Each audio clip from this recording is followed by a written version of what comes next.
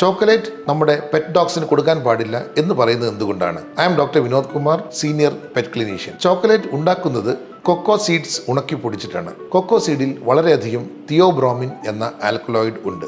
ഈ ആൽക്കലോയിഡ് ഡോഗ്സിന് വളരെ ടോക്സിക് ആണ്, വളരെ പോയ്സണസ് ആണ്.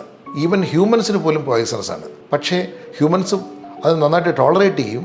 ഡോഗ്സ് 10 ടൈംസ് ഹ്യൂമൻസിനേക്കാൾ സെൻസിറ്റീവാണ്. അതുകൊണ്ട് തന്നെ തിയോബ്രോമിൻ അടങ്ങിയ അഥവാ കൊക്കോ പൊടി അഥവാ ചോക്ലേറ്റ് ചേർത്ത ഭക്ഷണ പദാർത്ഥങ്ങൾ ഡോഗ്സിന് കൊടുക്കുവാൻ പാടുള്ളതല്ല. അത് ഒരളവിൽ കൂടുതൽ ഡോഗ്സിന് ഉള്ളിൽ ചെന്ന് കഴിഞ്ഞാൽ ടോക്സിസിറ്റി അഥവാ പോയ്സണിങ്ങിൻ്റെ സയൻസ് കാണിക്കുന്നതാണ്. ഈ സയൻസ് ഹൃദയത്തിൻ്റെ താളം തെറ്റുന്ന രീതിയിലാകാം, അല്ലെങ്കിൽ വൊമിറ്റ് ചെയ്യും, ഡയറിയ ഉണ്ടാകും, ചിലപ്പോൾ വിറയലുണ്ടാകും, വേച്ച് പോകും, നടക്കാൻ പോലും സാധിക്കാത്ത ഒരവസ്ഥ വരും, മരണം വരെ സംഭവിച്ചേക്കാം. അതുകൊണ്ട് ചോക്ലേറ്റ് അടങ്ങിയ യാതൊരു ഭക്ഷണ പദാർത്ഥങ്ങളും ഡോഗ്സിന് കൊടുക്കുവാൻ പാടില്ല.